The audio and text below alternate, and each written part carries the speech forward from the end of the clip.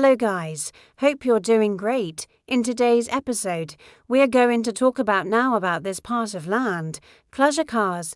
We will be explaining every part and everything that you need to know. So stay with us till the end, and just for your information, if you are new here, we always make these types of educational videos.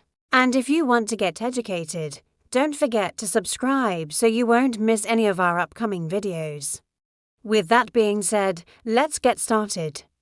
So this is how the front suspension of the Land Cruiser looks like. This is actually a double wishbone independent front suspension.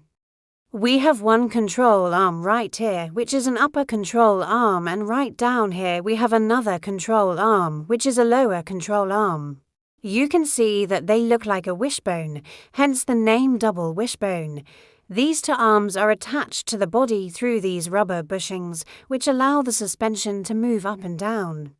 They are also responsible for locating the wheel both vertically and horizontally, in between. These two control arms we have a panhard rod, also known as track bar. The function of this panhard rod is to locate the axle laterally or horizontally. So basically it keeps the axle in place from moving side to side. It is attached to the axle on one end and to the frame on the other end through a rubber bushing. Attached to the lower control arm is the spindle, which is connected to the wheel hub through a wheel bearing. So this allows the road wheels to rotate, and the bearing takes the dirt and dust away from the spindle and the control arm. Now this rotation of the wheel hub is transferred to the half shaft, which is connected to the differential through the wheel bearing. This entire assembly moves up and down on these coil springs and shock absorbers, which dampen the effect of the spring and help to smoothen the ride. Sometimes there is also an anti-roll bar connecting both of these control arms, which helps prevent body roll when cornering. Now let's take a look at the rear suspension. The rear suspension system of the Land Cruiser is known as 4-link or coil spring suspension. There are 4 links connecting the axle to the frame, hence the name 4-link suspension. These links are designed to locate the axle vertically and horizontally. Also, each link has a rubber bushing where it connects to the frame, which allows movement and isolates the frame from road noise. And bumps, we have 2 long links which connect the rear axle to the frame near the rear differential. These links are called trailing arms, and they are angled towards the rear of the vehicle, so they help locate the axle laterally. Then we have 2 short links. These links connect the rear axle to the frame near the front of the vehicle, and they are called track bars. One of the track bar is connected to the rear differential, while the other one is connected to the rear spring purge. These track bars are responsible for locating the axle vertically, and they help to prevent the axle from moving up and down, as you can see. These long and short links work together to locate the axle both vertically and laterally, so basically these 4 links eliminate the need for a panhard rod, which we have in the front double wishbone suspension. Now we also have a coil spring and a shock absorber, which is attached to the rear axle. As we already know, the coil spring is responsible for carrying the load of the vehicle, and the shock absorber dampens the effect of the spring and helps to smoothen the ride. Let's move forward and talk about the anti-roll bar. An anti-roll bar, also known as a sway bar, is a solid bar that connects both of these control arms.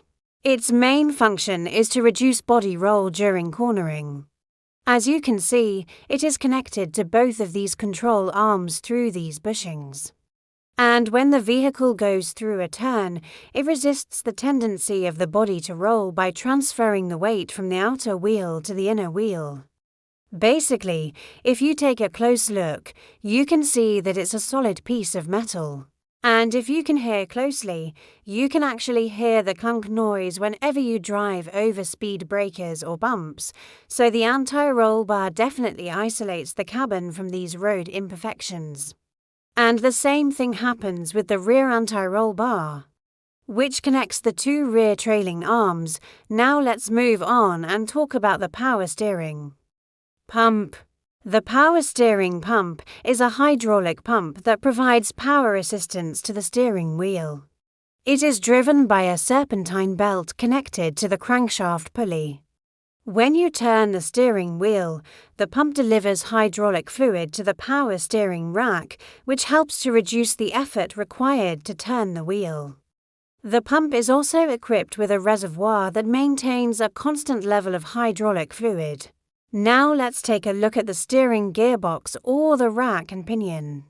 This is what actually converts the input rotational motion of the steering wheel into an output linear motion that actuates the wheels. So this rack and pinion is located right here. If you take a closer look, you can see that this is a gear. This is a pinion gear and this is the rack. When you turn the steering wheel, it turns this pinion gear and this in turn moves this rack back and forth, which in turn moves the wheels left or right. Now the rack is connected to the tie rods which are connected to the wheels, so when you turn the steering wheel, the rack moves the tie rods which in turn move the wheels.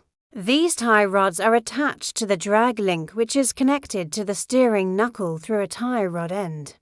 The drag link is basically a long arm that connects the steering knuckle to the other components of the steering system. The tie rod ends are also called as the ball joints because they have a spherical shape on the end and they allow for free movement of the steering knuckle. The steering knuckle is attached to the wheel hub through a wheel bearing and it basically locates the wheel and allows it to rotate. If you think we missed anything, then feel free to leave a comment down below and do let us know if you found this video helpful. Now we also have other videos related to the front suspension and all the other car parts, so make sure you watch them as well. We will see you guys in the next one. Have a nice day.